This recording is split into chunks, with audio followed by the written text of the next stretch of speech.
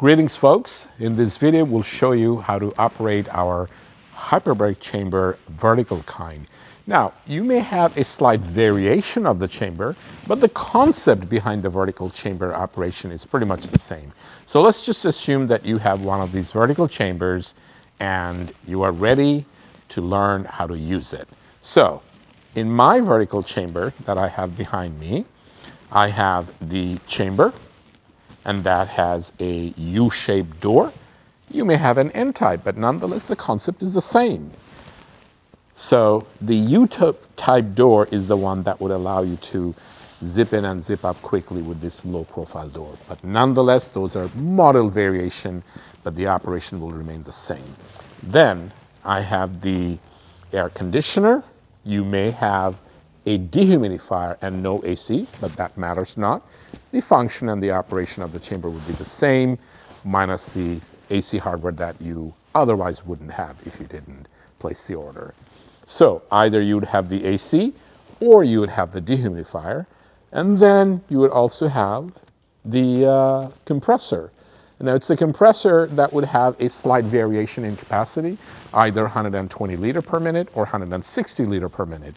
But nonetheless, the concept is the same. It would produce certain capacity of air with which, as it's connected to the chamber, it would pressurize the chamber and then it would be under pressure. Next, we have the oxygen concentrator. It is a continuous oxygen concentrator. That means it is not pulsed. It is continuously flowing at a capacity, maximum capacity of 10 liter per minute. And the concentration would be up to 95%. So that is up to 95, it could be 94, 94.5, or so on and so forth. But maximum capacity would be 95. So now let's go over the operation. Now that you have the chamber, by the way, this chair is optional. So we will not talk about that. Now that you have the chamber, let's pay attention to the zipper system.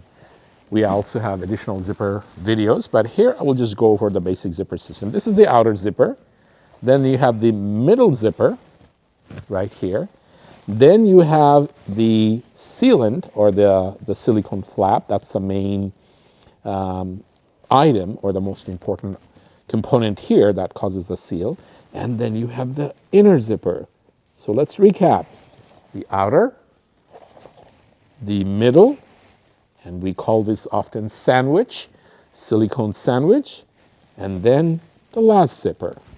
Now this chamber is designed in such a way that you can either be self-sustaining and operate the chamber all by yourself without having the need for an attendant, or you could operate it with you being outside and the client or your patient or family member being inside and operating the chamber. So let's pretend that I am today the attendant, because I'm going to be giving you a demo. But know that anything that I do, I would be starting from the bottom layer to zip up, then the middle layer, then the outer layer. As an attendant, the person being a self-sustaining person, if they were to use it themselves, they would start from the reverse order, meaning they would do, being inside, they would do the outer layer first, so that's the first zipper, followed by this zipper, which is right outside of the sandwich layer, and then finally they would do the inside zipper. So since I'm outside, I will do just the opposite. I will start from inside. So let's do that. Drop this thing gently. Now, I'm going to be grabbing the zipper pulley. This is a bi-directional zipper pulley. What that means, anything that I'm doing right here, the user, should he or she be inside, will use this zipper. So they're the same zipper. So I will let that go, and as an outside person, I would just start zipping like so.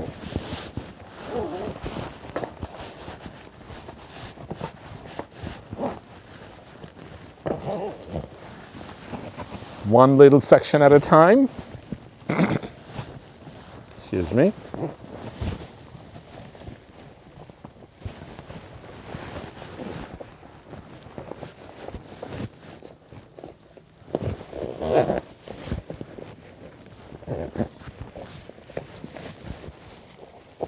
There we go. And now, notice that I am continuing one little section at a time.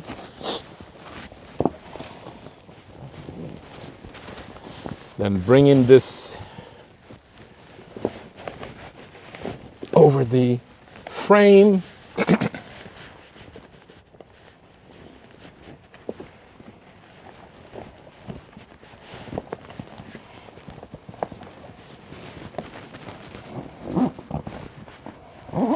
And then more, and then I'm gathering the rest of the items, and then it's an easy go, like so. Now, after I am done, I'm registering in my mind how it feels. Then what I do, I back out about an inch. So here I go, backing out, and then I shove it back in, and I recall, aha, that's exactly how it felt. Now, with that level of confidence, I know that I have zipped up the very inner zipper properly. Now I'm going to let that hand go. I will be making my sandwich layer now. Here I go. I'm making my sandwich layer, one little piece at a time. Here I go. More of that same sandwich layer. Right there, little section at a time, and now I am fully at the starting point. At this point, I would grab the zipper with one little section at a time. I'll make sure that the sandwich is made properly with the silicone flap properly being inside. Here I go, one tiny little section at a time. There we go. It may be a little inconvenient, but continue at it. And then the rest of the item should be fairly breeze. Just continue to notice how I'm making one section at a time. You may develop your own technique, but this is how I do it. Tiny little section at a time. Once I have that, I make sure that it is fully zipped up. I re-examine that it is fully zipped up, not leaving even 1/8 of an inch zipper unfastened, just like I have done on the previous layer. And now I'm going to drop this last layer and then finally go zip this up one section at a time, but this one would be relatively easier. Now, it is properly zipped up. Let's just come here and take a look at some of the components that we have. First thing I want you to notice that the open-close valve is right here. Notice it's so intuitively written close clockwise and open counterclockwise. Here is the demo. Completely closed. You would hear a little noise and you know that you are completely in closed position. This is a bidirectional valve. If you were inside as a self-sustained person, you would be turning it, I'm turning it here from outside in clockwise direction, you'd be turning it in counterclockwise direction. So that's to close and open like so. Next, notice this blue color cover, and that is connected right here into the chamber, and it's reading the pressure in kilopascal. Here it is, kPa, from 0 through 100. So once this chamber is pressurized, it would be moving along. If it's a 1.3 ATA chamber, it would be coming up to 32 kilopascal. Here, on the other hand, it is the black cover gauge that would be installed inside. So here you would read the pressure from outside, and reciprocally speaking, for the person who is inside, they will be reading at a pressure gauge which has the black color here, and that's for inside. And that black gauge is read in counterclockwise direction. Here it's read in clockwise direction. Next, here is the emergency pressure release valve. This valve on the inside has a instruction that says push. Now you only engage this in the event of an emergency. No other time should this valve be pressed. In the event of an emergency, you need to get out soon. We have built in this safety feature where you would just press that button, and within 50 seconds to a minute and a half, your chamber should depressurize and you would be ready to unzip the chamber and be out. So let's recap. You would only press that in the event of an emergency. Now, it also has another function. This is a tertiary safety valve. What does that mean? That means, besides this, we have two additional valves that are known as the primary and secondary pressure release valve or pressure regulating valves. Where are they located? It's located right here.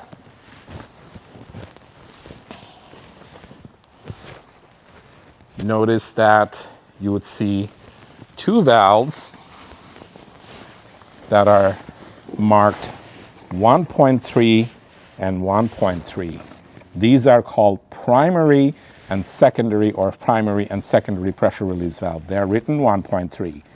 That means if this 1.3 valve should fail, it is the secondary 1.3 valve should take on its function. If the secondary should fail, then once again, the tertiary that I showed you earlier should take in its responsibility. Now, here is the AC power for this model with the AC power that is connected with this direct current carrying cable into here, and that should provide the electricity, DC current, that is direct current electricity, to the back of this AC unit. It is simply a plug like so, which will go right here into this port, which is right above the power port, the AC power toggle switch. So now that segues us to show you that here is the AC, the air conditioning system that we have, and the connections are very simple. Here is the compressor. From the compressor out, notice that it is going into AC in, which is right here. Then that water gets cooled off into this tank where you could see the water. Right here is the water. And after the water getting cooled off with the AC turned on, the output of that cool air would be coming out of here. And then it would travel through here, and then the cool air, which should be covered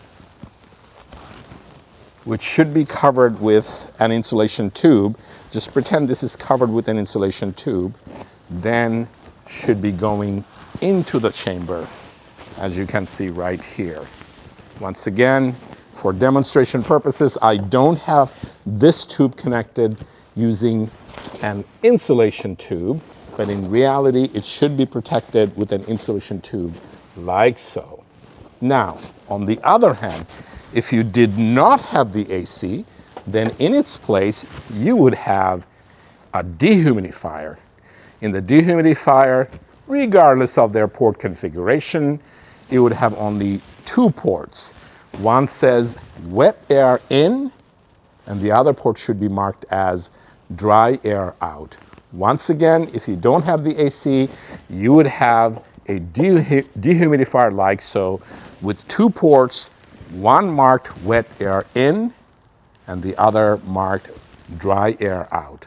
What does that mean? That means from the compressor, which is the wet air in or not so dry air, it would go from the compressor, pretend from the compressor, the wet air in would enter, and then the dry air out from here, it would go into the chamber. It is as easy as that.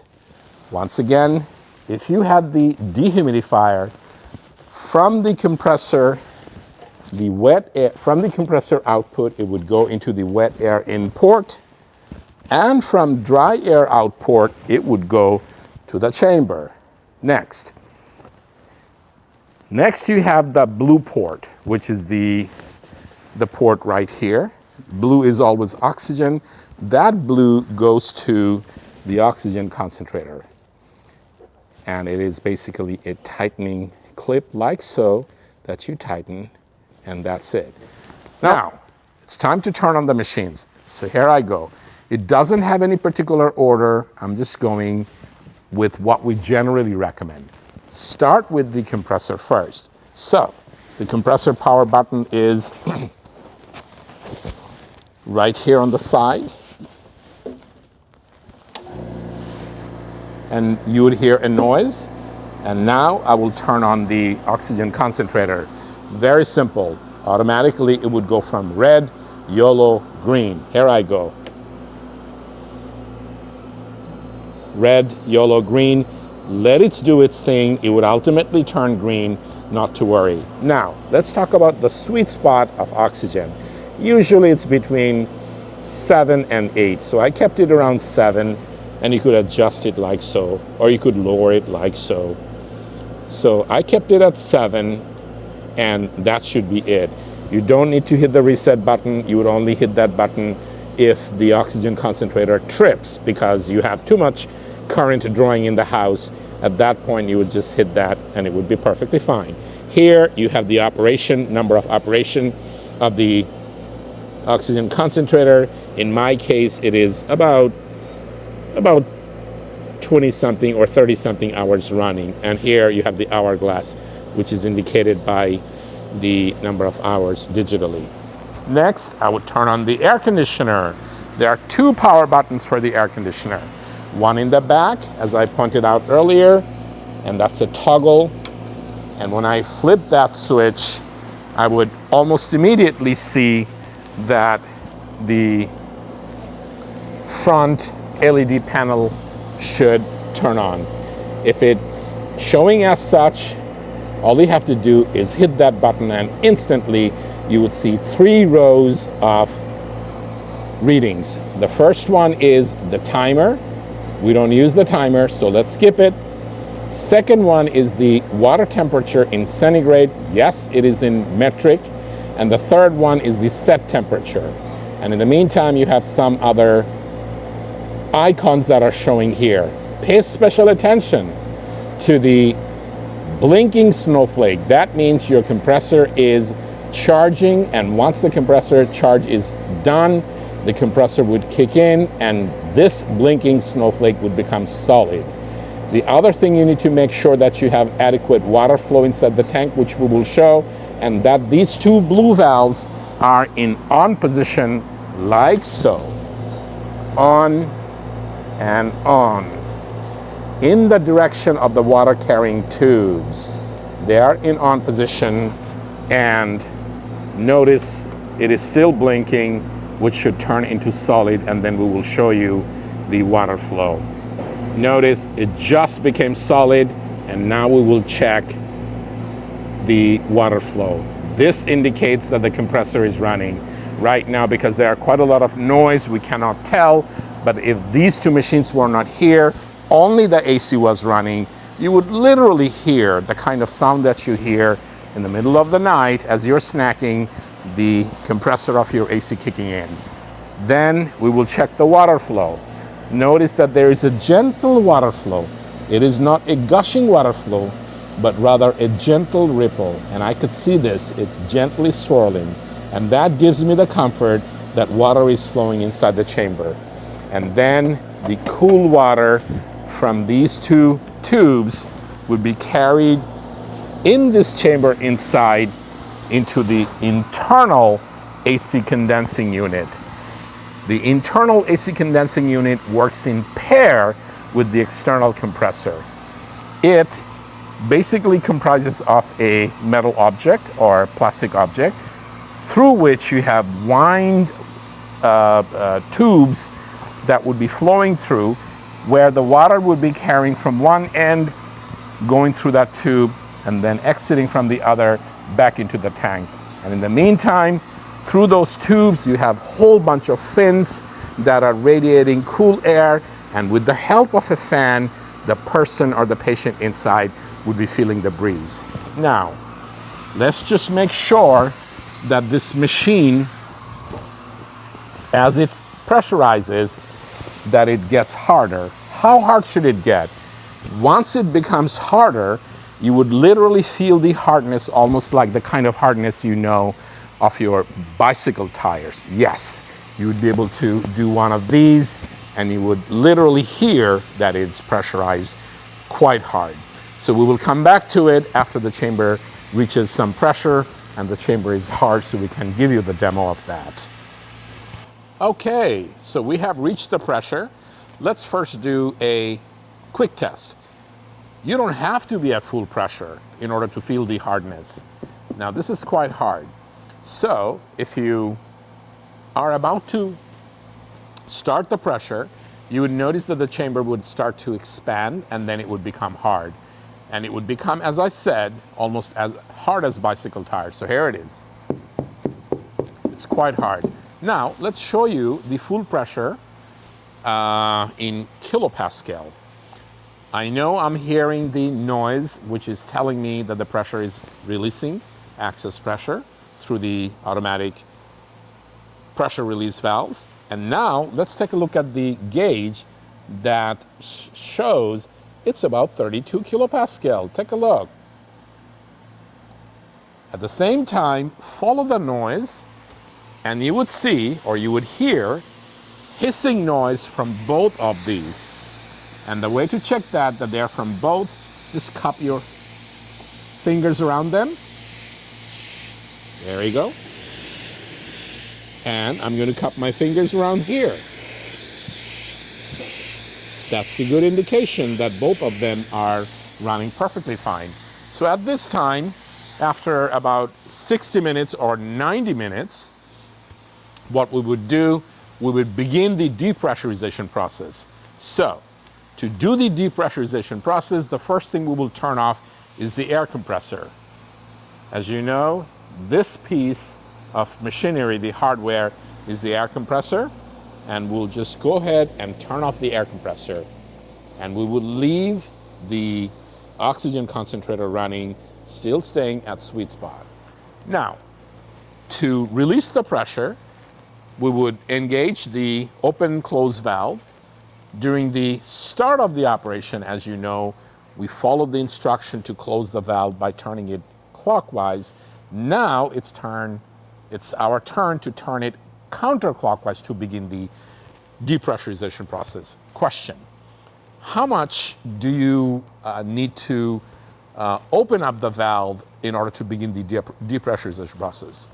The simple rule of thumb is when you're at this pressure, which is about 32 kilopascal, you should take approximately about 5 minutes. If 5 minutes is not enough and you feel uncomfortable feeling into your eustachian tubes and you have performed the Valsalva maneuver, which is pinching your nose and popping right through here, or yawning, or swallowing, or taking your mandible structure and moving side to side. If none of these help, it should help. 90%, 95% of population should have no problem. And if during the depressurization process, if you're still feeling that it is not bringing your eardrums to equilibrium, then you should close the valve and take your time. But provided you have none of those issues, you should start opening your valve about half an inch in linear distance. So half an inch in radial distance, half an inch would be about this much. And you would hear the hissing noise coming from the exit point, and let this thing depressurize slowly. Once again, keeping in mind that you should take about 5 minutes to depressurize. I'm observing my pressure. I started with 32 kilopascal and I'm down to about 28. So that is a good rate, perhaps a little bit too slow, but once again, if you believe that it is too slow and you have no issues with your eustachian tube and you are at equilibrium, you can open up the valve just a little bit more. However, if you feel the air pressure, which is a very tiny portion of population that would feel, then you may want to slow down the process, keeping in mind, once again, 5 minutes should be your depressurization time. Once the chamber continues to depressurize and comes down to about 10, let's pretend that it has come down to 10, at that point, you are free to open up the valve completely in counterclockwise direction. For example, let's say you have reached, we haven't reached around 10, but let's pretend that you have reached about 10 kilopascal. I would just go opening it up all the way.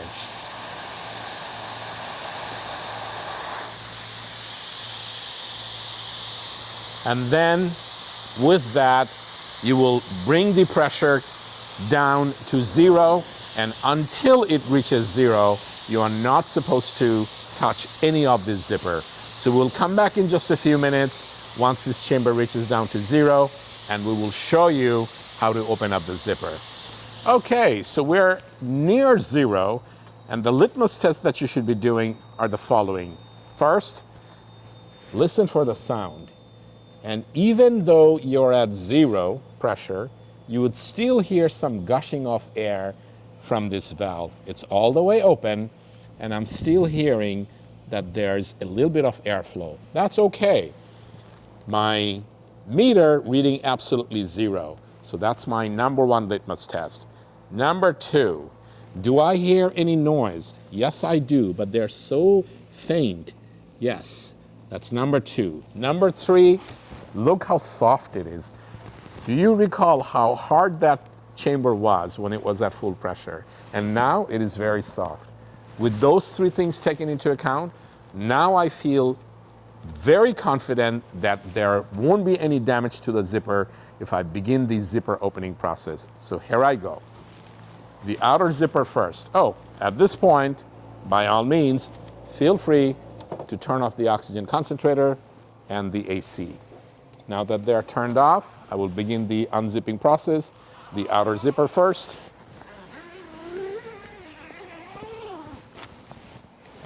Then I would lift that over. Then I would open the second zipper.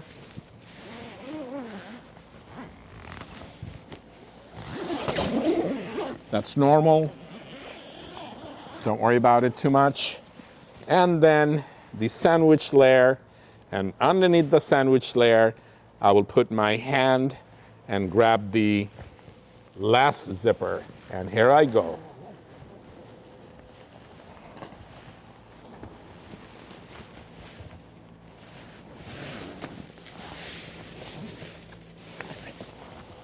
Then the remaining part.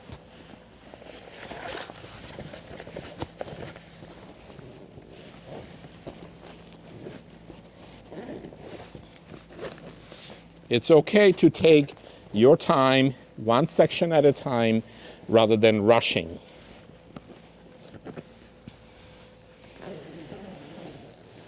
Here it is, almost done, all the way out, and then flip it over the chamber. At this point, assist your client to get out of the chamber, but as you do, make sure that you don't lean or grab onto the frame or the frame connector. The frame's purpose is only to hold the chamber in upright position when there's no pressure.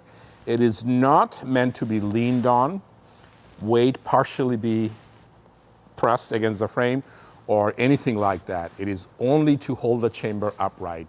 So that is pretty much it. If you folks have any further questions, by all means, give us a call and we'd be more than happy to assist you. Good.